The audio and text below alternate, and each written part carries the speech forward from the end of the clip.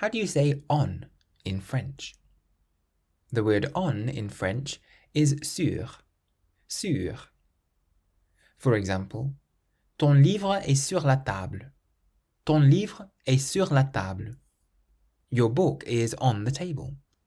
Le chat est sur le toit. Le chat est sur le toit. The cat is on the roof. So, sur means on, when you're saying that something is sitting on something. However, if you mean on, as in switched on, you can say allumé, allumé. For example, l'ordinateur est déjà allumé. L'ordinateur est déjà allumé. The computer is already on. Laisse ton portable allumé. Laisse ton portable allumé. Leave your phone on.